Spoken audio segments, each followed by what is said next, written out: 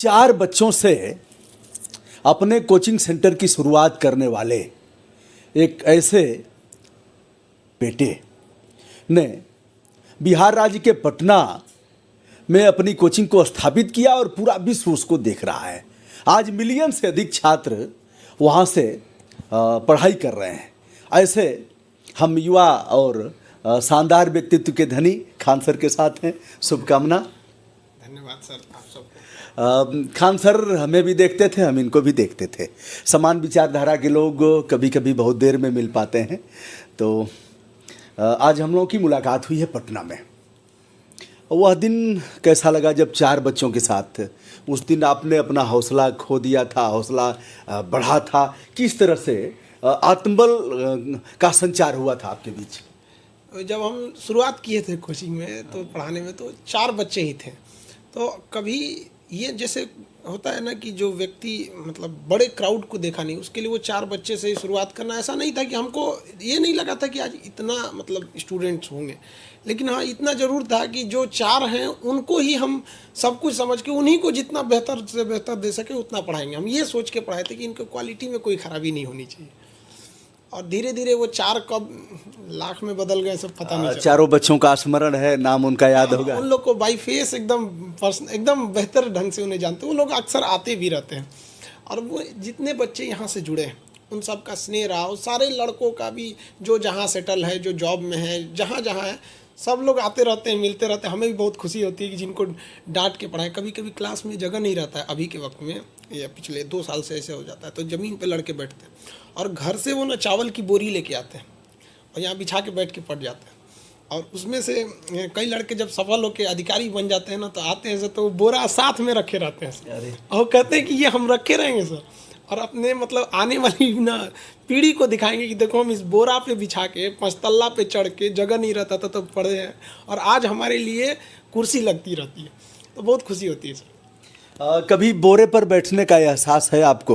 प्राथमिक कक्षाओं में पहले बोरे थे और विद्यालय के भवन नहीं होते थे, मिट्टी के भवन, खपरेल के भवन, झोपड़ी में विद्यालय चलते थे। चारपाई पर मास्टर साहब बैठ कर के पढ़ाते थे, कुर्सियां नहीं होती थी। मुझे तो एहसास है उसका। अपने कुछ है ऐसा? हम लोग भी वो दौर देखे हैं सर। सरकारी स्कूल में जब हम लोग पढ़े थे तो बिल्डिंग जैसे लगती थी ना, मतलब गिर मत जाइए सर पे, तो हम लोग जगह देख के बैठते थे। वो जगह पे गिरने की संभावना ज़्यादा है, वहाँ मत बैठो, इधर बैठो। लेकिन सर उस दौर में एक चीज़ थी, गुरु में इंसानियत बहुत थी, मतलब दिल से पढ़ाया था लोग। आजकल ये सही चीज़ों का थोड़ा सा मतलब पतन हो रहा है। जो इंसानियत मतलब एक गुरु का कर्तव्य जो होना चाहिए बड़ा कम दे। वो बिल्डिंग भले कमज़ोर थी लेकिन उस बिल्डिंग के अंदर पढ़ाने वाले शिक्षक बड़े आधारशिला बहुत मजबूत थी। अब हमें लग रहा है कि जैसे उस समय तो सर शब्द का प्रचलन नहीं था। उस समय पंडित जी थे, बाबू साहब थे, मुंशी जी थे, मौलवी साहब थे, ऐसे लोग कहते थे। अब चूंकि अब के बच्चे इस बात को नहीं जान पाएंगे तो इस तरह से कहा जाता था। लेकिन सरगनाई और सर्किल टूर्नामेंट होते थे और बच्चों पर जान लड़ा देते थे लोग। रात को कक्षाएं चलती थी। इसका एहसास तो नहीं होगा? नहीं, वो हम लोग मतलब उतना जैसे आप ये उम्र में, अनुभव में हमसे बहुत सीनियर हैं, तो वो वाला दौर मेरा नहीं था। लेकिन हम लोग के वक्त में भी था, टीचर वगैरह मतलब वो आ गया था, थोड़ा मॉडर्न टाइम आ गया था। लेकिन हाँ, स्लेट पे पढ़ना, वो स्कूल में बोरा लेके जाना, ये सब चीज़ें हम लोग भी देखे हैं। अच्छा, कभी अगर रास्ता चलते आप जा रहे हैं, कुछ वरिष्ठ लोग हैं तो उसमें 10 लोग हैं, तो कैसे जान जाएंगे कि फला अध्यापक, यह व्यक्ति कभी अध्यापक रहा होगा? कैसे आप जानेंगे? क्या हम इसमें हम क्या बता सकते हैं? अध्यापक में सब धोती कुर्ता वाला यदि होगा तो पता लग जाएगा कि अध्यापन रत रहे होंगे। अध्यापक में एक चीज़ ये होती है ना कि सबसे बड़ा उनके अंदर शालीनता, मतलब एक सादापन रहता है। वो सबसे बड़ा उनके अंदर का गुण यही रहता है, सादा जीवन रहता है। कहते हैं सादा जीवन उच्च विचार। ये विद्यालय इसी तो सीखने को मिलता है। उस समय की प्रार्थना कोई याद है? क्या कराते थे? अलग अलग, जैसे स्कूल चेंज हो गए तो कभी या कुंदे ने दू हुआ, कभी वह शक्ति हमें दो दया निदे, कर्तव्य मार्ग पर डट जाए। वो सारी चीज़ें इतनी बेहतर लगती थी, तो मतलब लगता था नहीं राष्ट्र के लिए भी हमें कुछ करना है। अच्छा, व्यायाम भी होते थे, पीटी परेड होता था। और खान सर कभी उसका जो शनिवार को अंताक्षरी होती थी, उसका एहसास है? देखिए, हम आपको क्या कहें, एक चीज़ को आप गौर कीजिए, जब से मोबाइल आया ना, लड़कों से बहुत चीज़ें छीन लिया। अब वो चीज़ें नहीं रह गई। वो एक स्कूल में जाने का जो वो रहता था कि यार ये स्कूल चलना है, वो सब चीज़ें इधर थोड़ा सा लगता है कि लड़कों में ये जो पीढ़ी आ रही है इसमें थोड़ा सा कम देखने को मिला। ये लोग डिजिटली खोए रह रहे हैं। निःशुल्क और अनिवार्य शिक्षा का अधिकार अधिनियम 2009 यह प्रावधानित करता है कि बच्चों को आंख नहीं तरेर सकते, बच्चों को मारना तो बहुत दूर की बात है, बच्चों को खड़ा भी नहीं करा सकते। उन दिनों यह होता था, मुर्गा बनाते थे, मारते थे, दंड देते थे, दुलारते भी थे। इन चीज़ों का कभी दंड का एहसास है? हम लोग तो बहुत पिटाए हैं लोग। अभी हम आपको बताते हैं, हम लोग जब क्लास 6 में पढ़ते थे तो हम लोग की एक टीचर थी, नम्रता मैडम पढ़ाती थी। हम लोग इतना मारती थी ना कि एक बार हम 8-10 लड़के कॉपी चेक कराना भूल गए। पहले कॉपी चेक होती थी, अब हम लोग भूल गए। अब पता चला कि नेक्स्ट शिफ्ट में जब कॉपी चेक की जाएगी तो पीछे वाला तो होगा। तो हम लोग 8-10 लड़के मिलके पैसा जमा करके पंडित जी के पास गए और यज्ञ करवाए थे। अच्छा, कि भगवान हम लोग का सुन ले और मतलब हम लोग को ना पीटे। और इत्तेफाक देखिए कि हम लोग के पीछे का चीज़ें चेक नहीं हुई थी। हाँ। और मैडम ने पीछे पेज नहीं पलटा। हम लोग बच गए। तब से लगता है कि नहीं भगवान है। अच्छा, पंडित जी ने क्या बताया? कहा कि काम हो जाएगा, क्या बोला था? और उस समय हम लोग की इतनी दुविधा थी कि हम लोग पिटाएंगे लोग, अब जो बोले वो सही है। अच्छा, उसके लिए लिया क्या? हाँ, थोड़ा जो दे दिया गया वो ले लिए। उन्होंने भी सोचा कि बच्चे हैं सब, जो लेना है ले लो। यह समय था दोस्तों, और मार खाते थे, मुर्गा बनाया जाता था और दंड दिया जाता था, लेकिन उसके बाद भी शिक्षक बच्चों से बड़ा प्यार करता था, प्रेम करते थे। वो दौर था, मतलब एक शिक्षक जैसे लगते थे कि परिवार का हिस्सा है, मतलब वो गार्जियन की तरह। लोग एक वक्त था जब मम्मी पापा से ज़्यादा डर टीचर से लगता था। अब बात मम्मी पापा पर आ गई है कि बड़ा उदंड हो गया है, और ऐसे कभी कुछ नहीं, पिताजी मेरे कभी मारे पीटे नहीं वहाँ पे। वो एक्चुअली शिप बिल्डिंग जो होती है मझगांव डकयार्ड वगैरह वगैरह, जो डकयार्ड वगैरह शिप बनते हैं सब, वहाँ पे उनकी काफ़ी ड्यूटी रही थी शिप बिल्डिंग वगैरह में। तो फिर वो फॉरेन भी गए थे, विदेश में भी काम किया। तो बेसिकली वो शिप जो नेवी की हो गई या कॉमर्शियल शिप्स हो गए, सब उसमें कंस्ट्रक्शन में रहे। तो ज़्यादा देर वो घर पे मतलब बिताए भी नहीं हम लोग के साथ। अच्छा। क्योंकि मान के चलिए जब शिप में काम रहता था या फिर विदेश में रहना रहता था तो परिवार के साथ कम रहते, लेकिन कभी पीटे नहीं। मम्मी तो भाई बहुत बढ़िया से पीटी। उसके बाद दुलारती भी रही होंगी। हाँ। किस बात पर पीटती थी मम्मी? आप तो बड़े अच्छे बच्चे थे, खराब नहीं थे। ये लोगों को लगता है सर, ऐसा नहीं है। लड़का जितना बदमाशी करेगा वो अच्छा ही है, वो उम्र ही है बदमाशी करने का, तब नहीं करेगा तो कब करेगा। अच्छा। उस समय आज जिस बात के लिए पिटाई है 2 दिन बाद फिर वही काम करना रहता है। तो वो दौर रहता था। सारे लड़के पिटाते हैं, माँ बाप का पीटना भी ज़रूरी है ताकि उन्हें एहसास हो कि कोई है हमारे ऊपर डांटने बोलने वाला। अच्छा, क्या यह लगता है क्या कि जैसे जो बच्चा भोला भाला ऐसे करके और ऐसे बैठा हुआ है, उसके बनिस्पत जो बच्चा चंचल है, कुछ लगातार हरकत कर रहा है, वो अच्छा परफॉर्मेंस देगा? अब ये परफॉर्मेंस भी 2-3 टाइप का होता है ना। जैसे जो चंचल वगैरह है वो एक्स्ट्रा करिकुलर एक्टिविटीज़ में ज़्यादा रहेगा, थोड़ा एक्टिव रहेगा। तो दुनिया में सक्सेस के ना एक रास्ते नहीं, हर जगह सक्सेस होता है। तो कुछ रास्ते हैं जो शालीन लोगों के लिए हैं, कुछ हैं जो एकदम वीर रस वाले चाहिए वहाँ पर। तो जो जिस हिसाब से उस हिसाब से उसको जाने देना चाहिए, रोकना नहीं चाहिए व्यक्ति को। खान सर के कोचिंग में और जो भी वीडियो डाले जाते हैं उसमें राष्ट्रीयता और fundamental duty, brother fundamental duty संविधान में है और आप ठीक से उसको परिभाषित भी करते हैं। तो बहुत छोटा सा है, एक पन्ने का है, फंडामेंटल ड्यूटी, नागरिक कर्तव्य। लगातार आप डटे रहते हैं और लोगों को बताते भी हैं।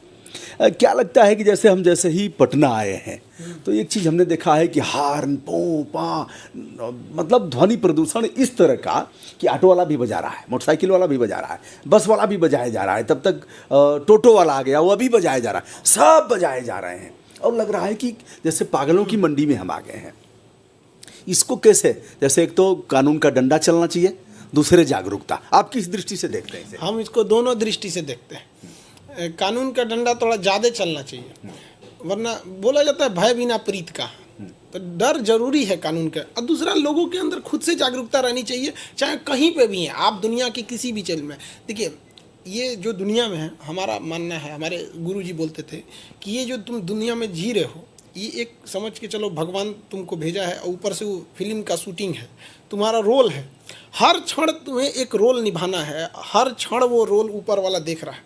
जिस दिन बहुत ज़्यादा खराब करोगे, कह देगा हटाओ इसको, फिल्म से हटाओ, पृथ्वी से हटाओ इसको, तो हमारा हर क्षण एक कर्तव्य बनता है। हम कोई विद्यार्थी अगर क्लास में बैठा है तो उसका अलग कर्तव्य है, टीचर पढ़ा रहा है तो उसका अलग कर्तव्य है। हर व्यक्ति का एक रोल है, फिक्स रोल है, उसको निभाना है। और इसमें अगर वही निभाएगा तो सही हो जाए। देखिए जापान, अमेरिका, लोग कहते हैं ये देश आगे, गलत बात है। उस देश के लोग आगे, उस देश में लोगों की सोच आगे। अब यहाँ पे है ना, यहाँ पे पहले हम वाली भावना है। जैसे आपने बोला सड़क पर, मतलब लोगों को लगता है कि बाकी लोग रुको, हमको निकलने दो ना, बस बाकी लोग रुक जाओ। ये मानसिकता गलत है। क्या करना चाहिए हम जैसे लोगों को? जैसे जितनी जितनी सुधार की संहिता उनकी है, उनसे अधिक तो हमारी है। तो हम सबको क्या करना चाहिए? जैसे कैसे होगा कि भैया हम गए 2 देशों में हमारा जाना हुआ, तो भूटान जैसे हम गए, जैसे ही हम भूटान के बाहर थे और गेट में जैसे ही हमने प्रवेश किया, वहाँ हमने कोई हार्न नहीं सुना। और पैदल वाले पहले क्रॉस कर जाएंगे, उसके बाद वाहन जाएगा, तो कोई हार्न हमने सुना ही नहीं। फॉरेन में भी लोग बताते हैं कि हार्न अगर कोई बजा देता है तो लगता है कुछ हो गया क्या। तो हम लोग कैसे करें, कैसे जागरूकता लाएं? ये जो चीज़ें हैं जागरूकता लाने में, इसमें बड़ा लंबा समय लगेगा। और जैसे आप फॉरेन की बात कहें, बेशक भूटान सही है। और एक और समस्या आप देख रहे हैं भारत में, जितना सड़क पे कंजम्पशन जनसंख्या का भारत में है ना, उतना भूटान में नहीं है। एक ये भी बहुत बड़ी समस्या है यहाँ पर, सड़क कंजम्पशन उस हिसाब से प्लानिंग नहीं की गई है।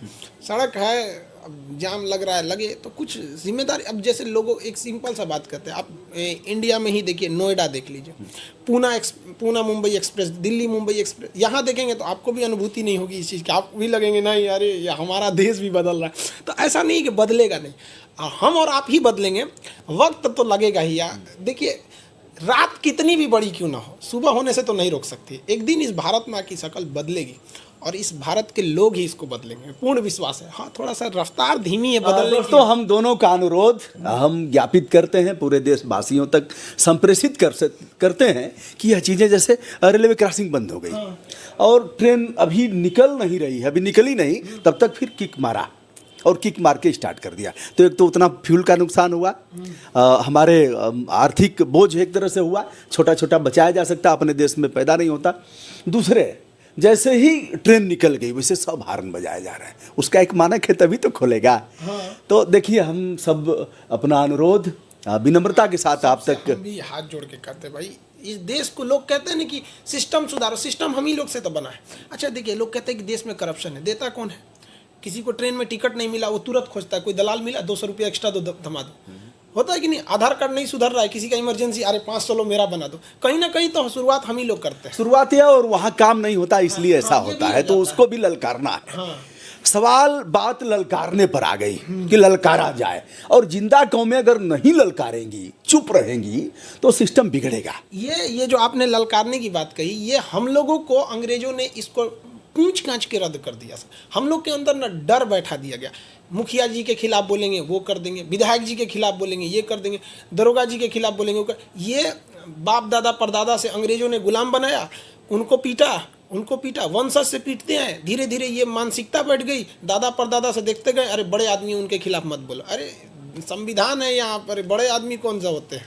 मतलब कूच काच के ठीक कर दिया।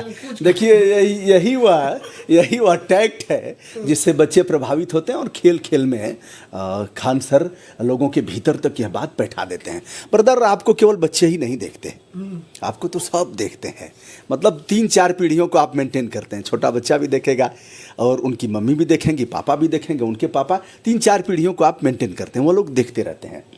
तो कूच काच के ये कौन कौन सी भाषा आप प्रयोग करते हैं? जैसे एक तो मगधी है, अवधी है, क्या क्या भोजपुरी है? हम जो भी भाषा का प्रयोग करते हैं वो इस भारत माँ की भाषा है। वाह वाह। और हमें भारत माँ की भाषा, हमें नाज है अपनी संस्कृति पर, और हम क्यों दूसरे की संस्कृति में ले यहाँ पर? हम अपनी भाषा में हमारा विद्यार्थी ना समझ जाए या एक आम व्यक्ति ना समझ जाए, तब ना हमें दूसरे की भाषा की ज़रूरत पड़ेगी। लेकिन क्या किया गया? लॉर्ड मैकाले को शिक्षा दिया गया यहाँ पर। अब बताइए, आप दे दिए बिल्ली को दूध की रखवाली, बहुत अच्छा किए। लॉर्ड मैकाले को जब शिक्षा की व्यवस्था दिया गया, इस तरह से बनाया ना उसने कि शिक्षा को पहले बाउंड्री में बांध दिया। आज किसी लड़के को, 10th का कोई लड़का है, सीधी सी बात, आप उसे फिजिक्स का या केमिस्ट्री कोई भी चीज़ अगर आप उसे 11th का दीजिएगा ना, वो ये नहीं देखेगा कि वो समझ सकता है या नहीं। बोले अरे ये मेरा नहीं है।